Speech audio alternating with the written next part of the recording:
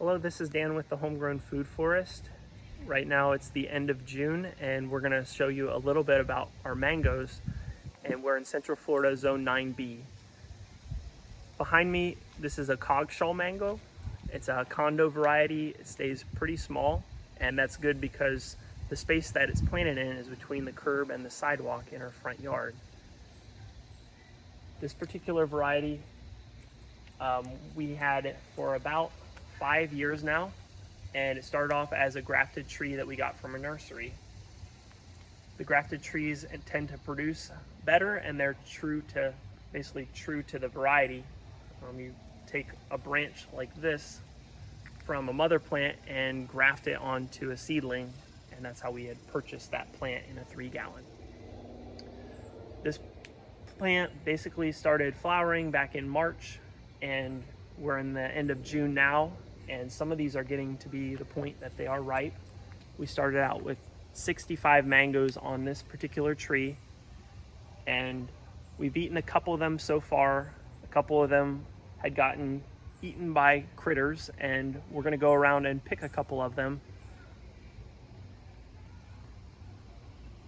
This one right here appears to be ripe. It's a little soft to touch, and you can basically tell if it's ready to pick if it easily falls off of the little stem there. It's got a nice color, very sweet flesh on the inside.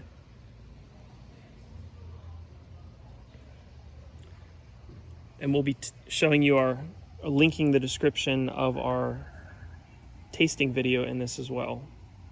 So here's one off this one. They go through a couple different color phases. This is not quite ready to pick yet, but you can see it's purpley and just a very pretty mango and a very pretty tree.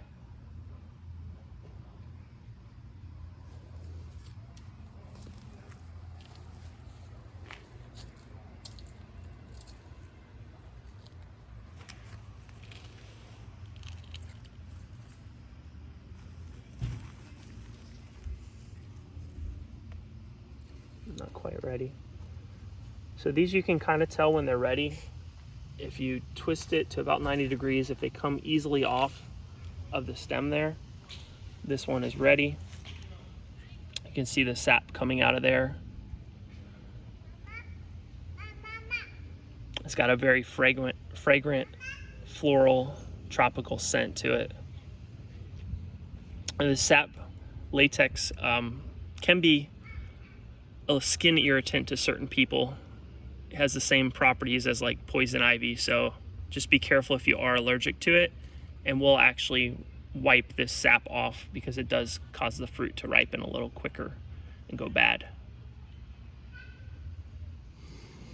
Here's another one that looks like it's ready to ripe and ready to pick here in the middle. Again, I'm just twisting it 90 degrees and it's coming easily off the stem.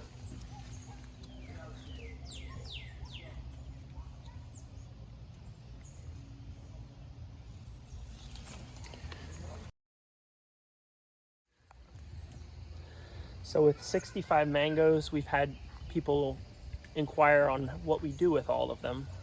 We have been freezing some of them. We're looking into possibly getting a dehydrator. But if you have any ideas on recipes or ideas of what you do with your mangoes, just let us know in the comment screen. We have given a couple of them away too. Over here we do have some stakes on our mango tree.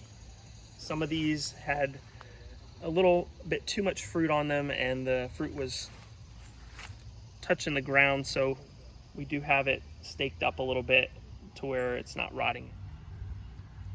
Now we're over here at our other Condo variety tree in the front yard. This is a Pickering mango. We also got this from a nursery as a grafted variety.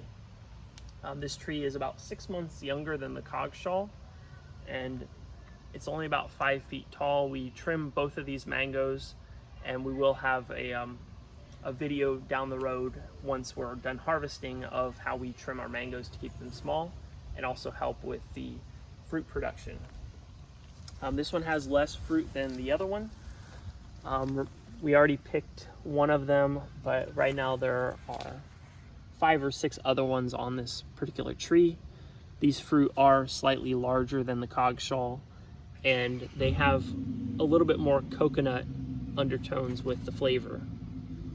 Some of these may be ready to pick. We're gonna check it real quick to see if they are. So I'm just gonna bend it about 90 degrees, and that one doesn't seem like it's quite ready. This one as well, not quite ready to pick. So all these might not be quite ready yet. Nope. You can see the size difference between these and the Cogshall.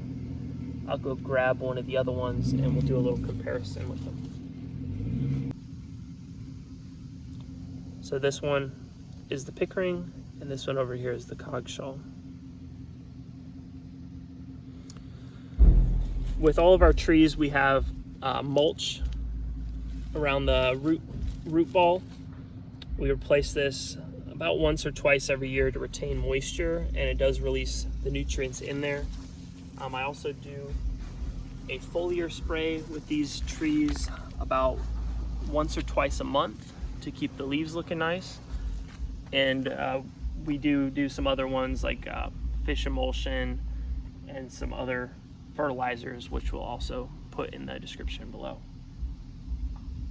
If you enjoyed this video or found it informative, please like and subscribe. We're also working on our website, homegrownfoodforest.com, and grow your own food.